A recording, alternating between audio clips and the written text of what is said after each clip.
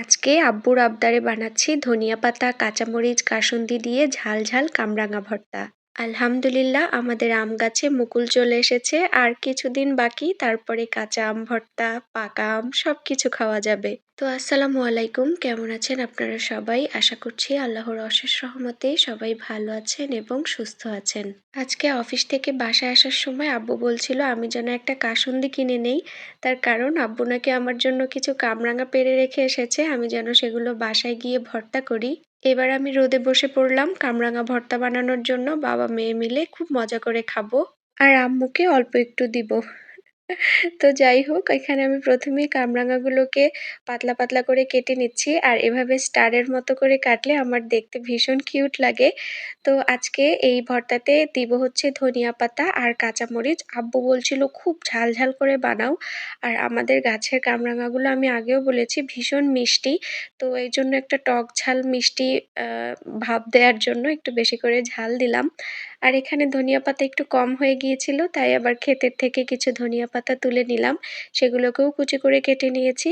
এবার সব কিছু দিয়ে মাখানোর পালা। প্রথমেই দিয়ে দিচ্ছি লবণ।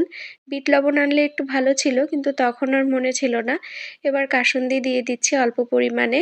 তারপরে ভেবেছিলাম একটু চিনি দিব, কিন্তু আব্বু বলল না, দেওয়ার দরকার নেই, কারণ এমনিতেই তো কামরাঙাগুলো খুব মিষ্টি। আমার বাবার বাড়িতেও একটা কামরাঙা গাছ ছিল একদম ঘরের সামনেই, কিন্তু সেটা যে কি পরিমাণ টক ছিল, আমরা কখনোই সেই কামরাঙা খেতে পারতাম না। একদম পেকে যখন মানে হলুদ হয়ে যেত, তখন একটু একটু মিষ্টি লাগতো, কিন্তু তখন ওগুলো আর আমরা খেতে পারতাম না, পাখিতেই বেশি খেয়ে ফেলতো। কিন্তু আমার এই বাড়ির কামরাঙাগুলো এত মজা, একটা টক মিষ্টি ফ্লেভার, ভীষণ ভীষণ মজা। সবাইকে যদি একটা করে কামরাঙা খাওয়াতে পারতাম খুব ভালো লাগতো। তো এই যে আমরা খুব মজা করে খেলাম। এই তো সেদিন আম খেয়ে উঠলাম, আবার আলহামদুলিল্লাহ আমাদের আম গাছে মুকুল চলে এসেছে। মুকুল তো ভালোই দেখা যাচ্ছে, এবার জানি না আমের ফলন কতটা হবে। আমাদের বাড়িতে অনেক আম গাছ আছে, আর আমার দাদুর তো আমের বাগানই আছে অনেক বড়। আর বিভিন্ন ধরনের আমই আমাদের বাড়িতে আছে, যেমন গোবিন্দভোগ, সীতাভোগ, ন্যাংরা, তারপরে লতা আম, কাঁচা মিঠা আম, সব ধরনের আম গাছ মোটামুটি আছে। তো এই যে দেখতেই পাচ্ছেন প্রত্যেকটা আম গাছে একদম মুকুলে পরিপূর্ণ। আমি শুধু কাঁচা আমের জন্য ওয়েট করছি কবে ছোট ছোট আম ধরবে, আর আমি হচ্ছে একদম ভর্তা করে খাওয়া শুরু করে দিব। আমার কাঁচা আম মেখে খেতে ভীষণ ভালো লাগে।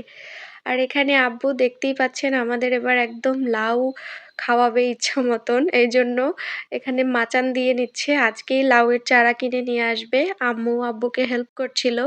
এই যে আমার আব্বু এতক্ষণ ধরে অনেক পরিশ্রম করে এই মাচানটা বানিয়েছে। তো এই তো আজকে এখানেই বিদায় নিচ্ছি। ইনশাআল্লাহ আপনাদের সাথে আমার দেখা হয়ে যাবে নেক্সট ভিডিওতে। সবাই ভালো থাকবেন। আল্লাহ হাফেজ।